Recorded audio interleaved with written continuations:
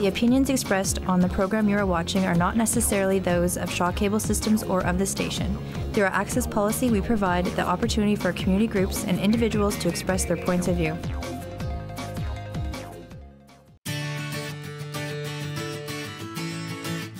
The Road Trip is driven by your neighborhood Cooper Medallion tire dealers. More than 40 Manitoba locations. Online at coopertire.com.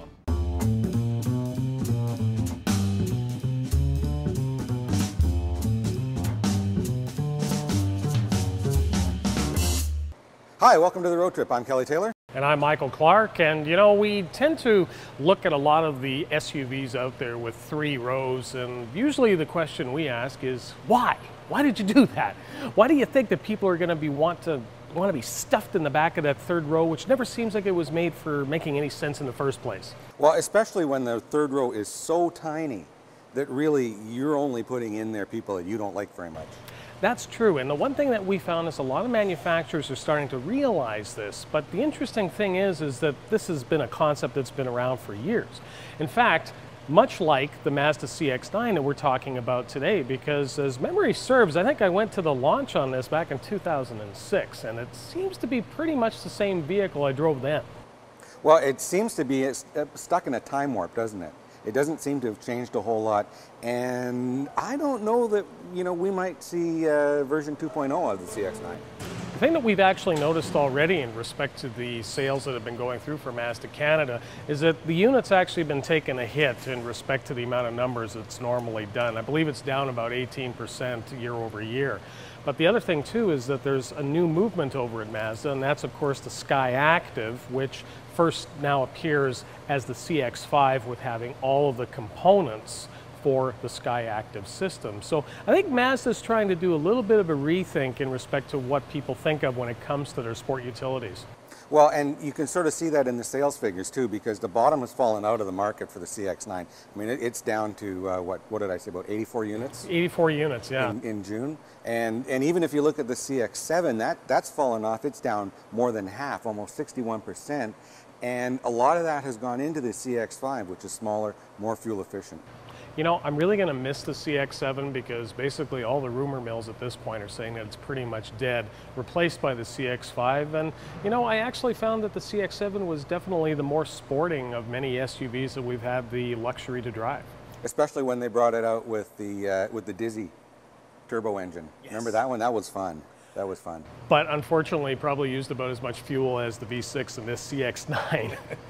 So it's a question as to what's going to happen for Mazda in respect to their SUVs. But, the fact is there's a lot of people out there who are still looking for girth when it comes to their sport utility vehicle. And whether it's just simply having road presence or the most Mazda for pound, because, you're starting at about $36,000 for the front-wheel drive version of this vehicle. That's an awful lot of vehicle, and at that particular price point, puts it into some serious competition with vehicles such as the Chevrolet Traverse, the Ford Explorer. There's a lot of different ones out there that it's competing with at that price point. Yeah, it really opens up the market. And, part of the problem with the crossover market is that you just cannot get anywhere near close to the interior utility of a minivan.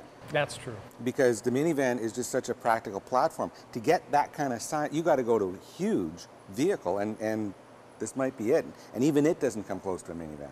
Well, we're going to take a good look at the interior dimensions, of course, of the CX-9. But while we're here, I also wanted to point out that I had a visit over at Jackson Autosport, and John Jackson and Marshall Amick were working on the Dunk car, the water escape training vehicle. And got good news for you. They killed it. The Aspire is dead. The Aspire is dead. Let's have a moment of silence. Well, not too much silence because. Okay. Okay, I think that's a good thing. I think it's over. But the good news is that now the vehicle is going to go from Jackson Autosport over to Urban Auto Body. We're going to get it all shined up and such. And plus, we've also got a set of racing bucket seats that are going into it. So basically, the car is going to be wash and wear. So let's take a look at that now. Most of the time, the road trip talks about driving cars, not killing them. But that's what Jackson Autosport did recently to our water escape training vehicle, a 1996 Ford Aspire. John Jackson and his team are handling the mechanical side of turning this car into a reliable, reusable dunk car. This is a great thing. You know, at Jackson Autosport, safety is top of our list no matter what the car is. And in this case, it's a safety project. It's a training program, so that's why we're fully behind it. In this case, we have simplified the car. It was already a pretty simple car. In the case of a submerged car being able to get out safely, of course, it means that, as in all safety situations, you need to be wearing your seatbelts so that you can be conscious and ready to get out of the car should it be submerged. All fluids have been completely flushed from the Aspire powertrain, while all points of potential leakage have been silicone sealed to diminish environmental concerns. Well, of course, we've got lots of liquids in a car, and it's easy to think in terms of oil and gas, but in actual fact, when I thought about it again today after we started to look at this, we've got things like brake fluid, windshield washer fluid. This car doesn't have power steering, but that may be an issue on some cars, or we have transmission fluid, radiator overflow tanks that aren't possible to be sealed up.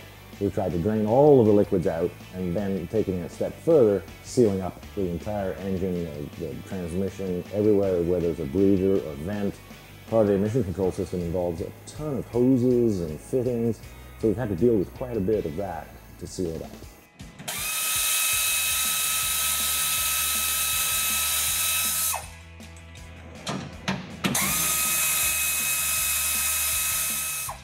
The automatic transmission has been converted to a non-locking unit, with no electricity required to shift it into neutral. The gas tank has been removed, and the fuel lines flushed and sealed, all part of the road trip environmental mandate. Even the exhaust system has been sealed off to keep any leftover hydrocarbons from entering the water. While the Aspire is never intended to run again, it still has to be a reliable roller, even if it is just down a boat launch. Brakes are still operational, including the parking brake.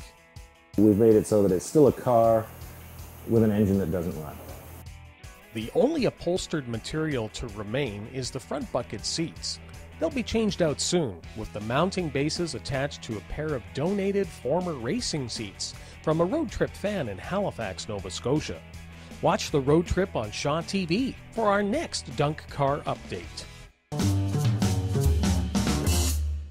Now, Kelly, what I really like about the 3.7 liter dual overhead cam 24 valve V6 in this particular CX-9 is that more often than not, we find V6 horsepower and V6 torque on a lot of these sport utilities to be pretty far away from each other. They're not necessarily equal. This is about as close as it gets, 270 foot-pounds of torque, 273 horsepower. And it certainly gets the vehicle up to speed in pretty quick order. Yes, actually, I have to admit, considering that this is, by no means from the halls of Cayenne, this is definitely one of the snappiest performers that I've driven in a long time for this size of vehicle. It never feels like you're going to run out of pedal on this whatsoever. I love the way that the 6-speed automatic is geared. Now that's sourced from Aisin, which of course makes transmissions for a whole pile of manufacturers. And it also has a manual mode, regardless of whether you go with the front-wheel drive or the all-wheel drive version. Well, Kelly, you can tell from the Mazda S cover that they're certainly trying to hide a lot of the Ford heritage, if you will, that's been going into the Mazda base for a while. And it's not necessarily a bad thing because, of course, there's been good technology sharing between the companies. It's certainly helped build up engines on both sides of the equation. But, of course, as we know, the relationship between Ford and Mazda is coming to an amicable end. Well, and you can see it here. This oil filler cap, I could take that and put it on the 4.6 in my F-150 and it would not look out of place. But yeah, Ford is really concentrating on being the blue oval. They've sold off Volvo, they've sold off Aston Martin, Jaguar Land Rover, and now they've sold off most of their core holdings in Mazda. And in a way, it's kind of unfortunate because the Mazda 6 became a very excellent Ford Fusion. Absolutely. And then the Mazda 3 became a very excellent Volvo S40. Well, and there was so many different components used in so many different Ford products as the years went by. So, the good thing is, and I guess the best way to say it about the resale market is if you're looking at a lot of used Ford products, you're actually getting more Mazda in it than you might think. But the one thing I have to admit, though, is that for the placement of this particular engine, usually I've got some major issues in respect to V6s being pummeled into the strut tower space that is afforded on SUVs such as this. But I have to admit, this one is very serviceable. I mean, of course, some of that is going to be from underneath, as in the case of the alternator down low, but it is definitely not what I would call crammed. And all of the fluid levels, all of the accessibility points to things such as battery and air filter cartridge, very easily reached. Now you notice too that of course the engine is set a little bit lower, and we're not saying that you should go hunting for pedestrians with it, but that is a concern when it comes to impact for the actual crush of the hood itself. And it has a side benefit of helping to keep the center of gravity a little bit lower as well. I have to admit, I know they like to talk about the whole zoom thing, and in fact, you know, they even talked about zoom with B-series trucks, which I thought was a bit of a stretch. But this actually, for chassis and rigidity and just general feel on the road, I never feel that it wallows when you're doing any form of fast lane changes. It's definitely very well planted. You never feel like this vehicle is out of place if you're actually pushing it in the zoom sense. Well, I mean, we took it to the cottage, and on the highway, it tracks, I think, perfectly. You get into a corner and you basically just think about where you want it to go, and that's where it goes. And you know, you get into a twisty gravel road and it doesn't feel out of place there. It never seems to lose its composure, even when you push it a little hard. Well, and the assists, of course, that are going on here, which I definitely appreciate. I mean, in some respects, of course, people are definitely going to look at this and say, well, it's 2007 technology, it's old school. But you know what? It's the old school feel that I think a lot more people are going to appreciate, as in the case of a lot of SUVs we've driven of late, which have just plain been over-assisted when it comes to the electric steering department. Well, and you got to remember what was happening in 2007 as well, is that some of the manufacturers in 2007, we're still using 2003 technology. That's true. So it was a little bit ahead of its time in 2007. So maybe it's just only a little bit behind now. I would have to agree with you there. But you know, the big concern, of course, with something like this, the minute that you start talking about 3 rows of seating, the big question is how much of that room is actually going to be something that you're going to want to use on a regular basis. But you know what? Let's take a look at the cargo space first, because I'm always curious as to how they integrate that 3rd row and still give you a usable load floor. The Road Trip is driven by your neighborhood Cooper Medallion tire dealers. More than 40 Manitoba locations. Online at coopertire.com. Well, let's take a look back here, Kelly, and as you can see, we've got the 3rd row in place right now because, of course, we want to give people a feel for exactly how much cargo space is here when that 3rd row is up. And I have to tell you, I'm actually surprised at how much space is actually here. There is actually some decent space back here. I mean, we've seen some 3-row SUVs where I mean, you've got room for, you know, maybe a small toolbox, and that's about it. And your lunch. Yes, never mind a you know, week's worth of groceries. Now, of course, when they're up, the headrests themselves, when you need to extend them, of course, for proper passenger, they're definitely going to come up quite a bit. So obviously when you're driving around town, you want to have these down and out of the way. But to get the seat backs forward is very simple. You just simply pull the strap, down they go like so. So if you're just dealing with having the 2nd row in place, and actually what we did here is we moved the 2nd row back because of course it has fore and aft movement. So as you can see, with the seat backs fully back, you've still got a very respectable cargo load area here. And the other thing I like too is, of course, having the abilities here for additional storage away from, as I like to say, pry bar eyes. Now, the one thing that you're going to notice here is that you've got the jack stowage down underneath here, like so. Are you having fun? It's just so easy, isn't it? There you go. See, if you put things in the right slots, it's amazing how well they work. You've got the subwoofer back here for the Bose system. And as memory serves on these Mazdas, yeah, you're going to be having to deal with a mucky spare tire when it comes time to change it, because there actually is no protective cover over it or anything like that. I don't understand why manufacturers haven't figured that out. I've seen it on a lot of minivans that have the spare tire in different spots. So why can't we have it on SUVs? Well, that would make a lot of sense. There's enough space here that you could even put it back here, I think, inside. Well, I think having that a little bit of extra storage definitely is a plus. So I would have to say I'd like to see it stay where it is, but if there's a way to actually keep it covered up would be great. Now, there is actual tie-down points in here, so if you do have a cargo net and you want it to keep items from sloshing around back and forth, you've got that. Plus, the other thing that's kind of neat here is you've got 4 bag holders that pop out from the sides on the interior of the cargo area. So you've got that going for you, plus the 12-volt DC plug-in on the sides. And in fact, I think you've even got, oh my goodness, it just keeps on giving. It just keeps on giving. It's a surprise under every panel. The one thing too with something like this is a lot of people like to have the abilities for the hatch to actually close by itself. Now what I like about this one is that it does have a power hatch, but the actuation system for it does not intrude in a big way. You've seen some of the Mondo struts from vehicles such as Ford and on things like the Flex, so you know how much of an intrusion that can actually be. Well, the ones that I really like are the ones where they build the motor right into the strut itself.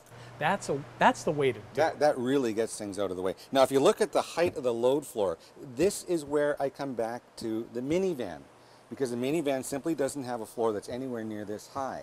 So you have the same height vehicle, a load floor down here, you get a whole lot more usable space inside. It would be nice if someone could figure out a way to design a crossover with a low load floor, like a minivan. Now, I understand that in some vehicles the consideration is the mechanicals to drive the rear wheels, but we have seen all-wheel drive minivans. It can be done with a low load floor. I got to tell you, Taylor, I think you're dreaming on that one. I mean, it's really hard to kind of work that into the architecture. I mean, the only one that even comes to mind is the Ford Flex. And at least, of course, when you get the seats up out of the way, you have a well. But I don't know. What else could really do it right now? I don't know. Maybe take the minivan architecture and make it look like oh, wait a minute. Oh, they've tried that. They tried that. That didn't work very well Okay, at all. scratch everything we just said. Just scratch it from your minds. Well, you know, Kelly, the one thing I like about the CX-9 is this is usually not a vehicle that when it comes to the third row that we have to play rock, paper, scissors, which I always end up losing anyway. But the good thing is that the abilities to move these seats out of the way on both sides of the vehicle are very easily done, and it doesn't involve any form of motor actuation whatsoever. It's a really slick sliding system. You just pull a handle and away you go. The one thing I like about the sliding seats in the second row is that not only can you slide them to give maybe the third row passengers a little bit more footroom, you can also slide them forward. So maybe if you're a family with a young child in a car seat and you need to be able to reach from the front, from the passenger seat, you need to be able to reach from the front to, you know, deal with, you know, a little bit of a spill or help entertain the child in some way. You can do it more easily than having to reach all the way back to a seat that's fixed at the back.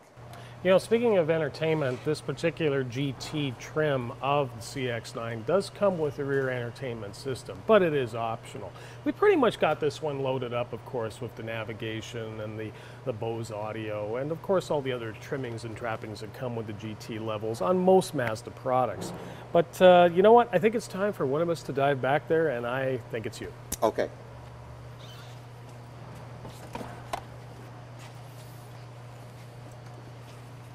Mr. Taylor is now going into the back seat, and I'm speaking like a golf announcer.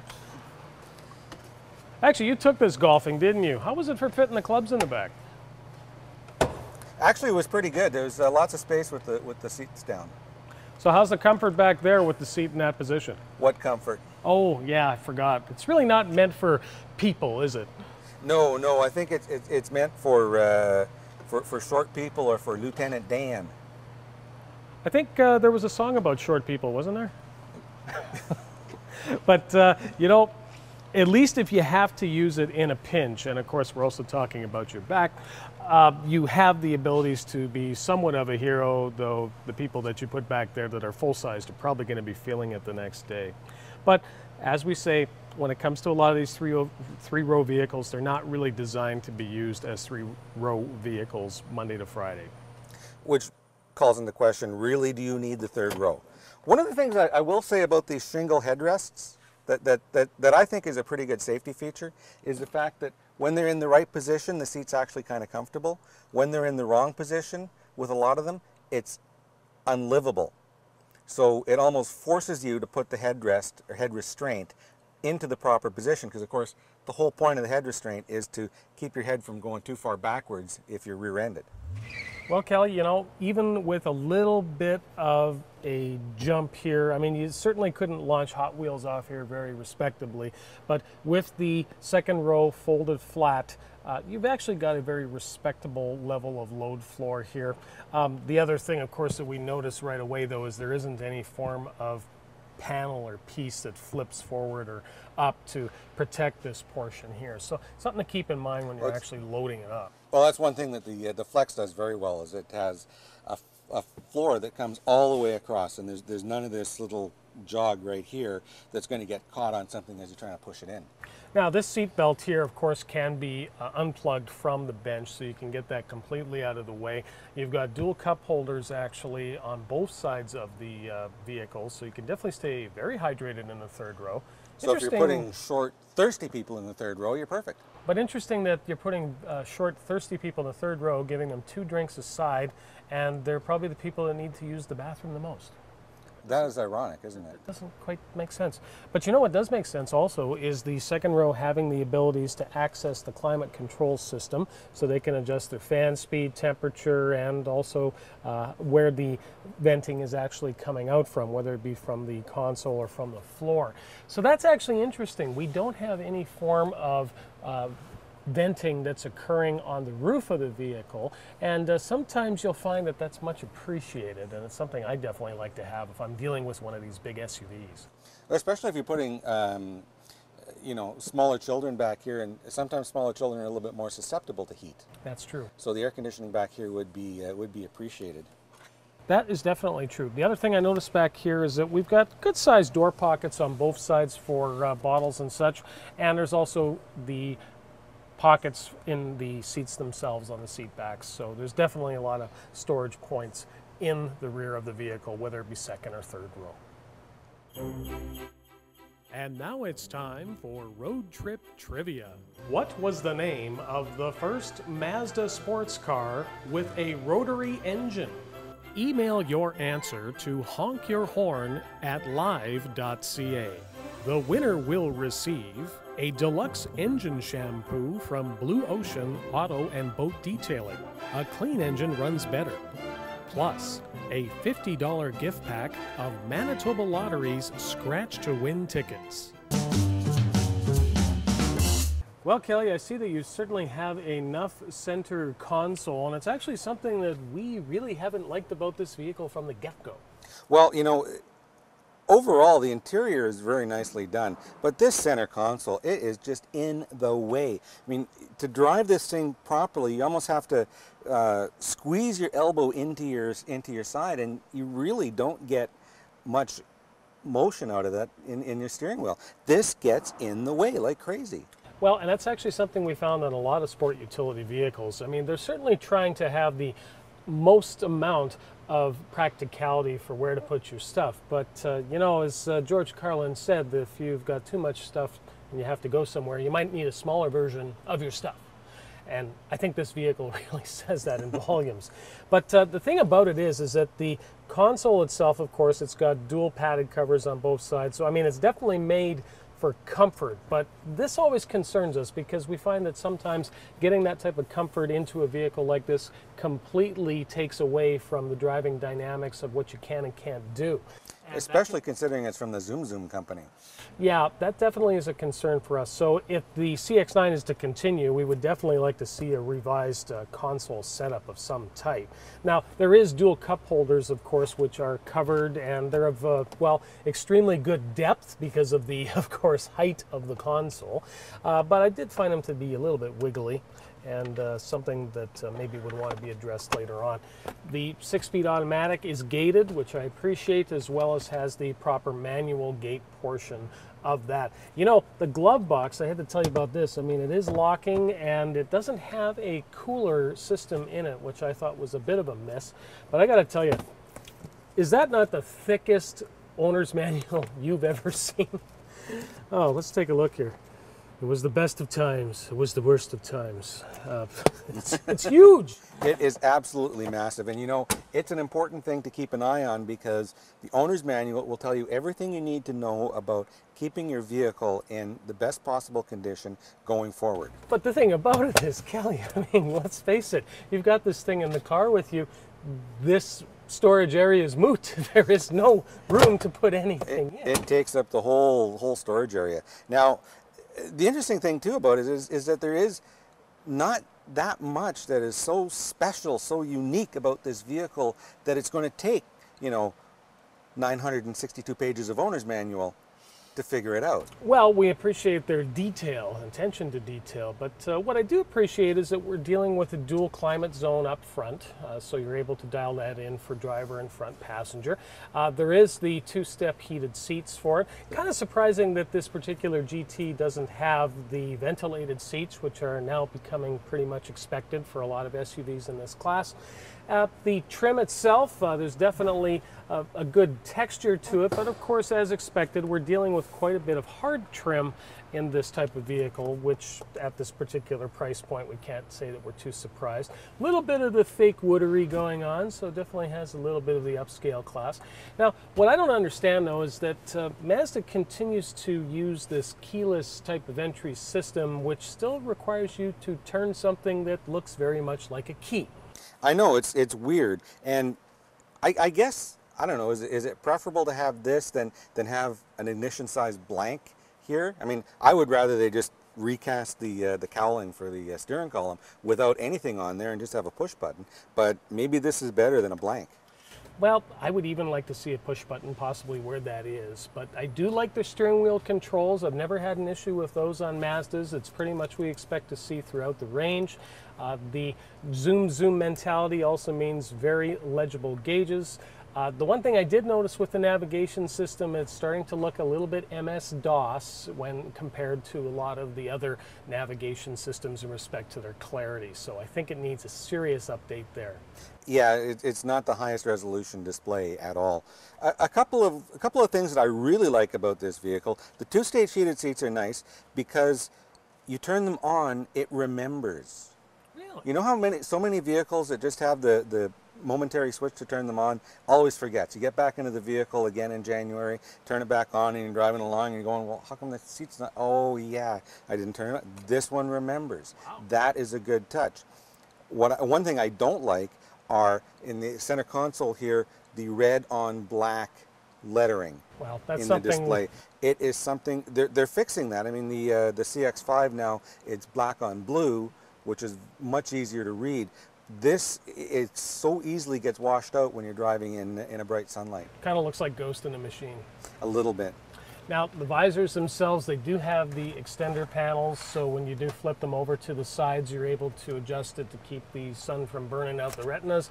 You've got dual light vanity mirrors, as well as a sunglass holder up top. And this particular one has the moon roof, but not a panoramic roof, because of course at this particular point, not available. The other thing you have to keep in mind about the moonroof is that you have a choice. You can have a moonroof or you can have a rear entertainment system. You can't have both. Yeah, well, I think I'd like to have both, so that would be a little difficult. But you never know what they're going to do for 2013. Well, Kelly, $48,420, that gets you into this particular CX-9 GT all-wheel drive, and with pretty much all of the bells and whistles. Well, and at that price point, it really opens up a lot of options. You can look around quite a bit to see what else is going to fit the bill. Now, even though I had a couple of quibbles about this vehicle, I did actually enjoy driving it. I have to admit I did too. There's definitely a little bit more zoom going on here than you would expect. But of course, if you've got questions, thoughts, or feelings about the Mazda CX-9 or any other vehicle, send us an email at honkyourhorn@live.ca and listen to us every Saturday on CJOB from 10 a.m. till 12 noon. I'm Michael Clark. I'm Kelly Taylor. Keep the shiny side up and the rubber side down.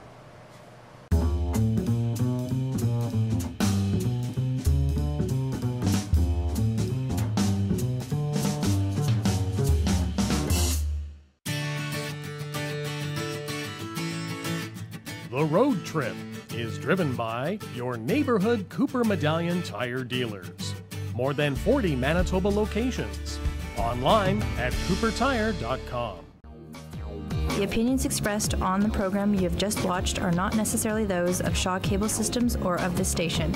Through our access policy, we provide the opportunity for community groups and individuals to express their points of view.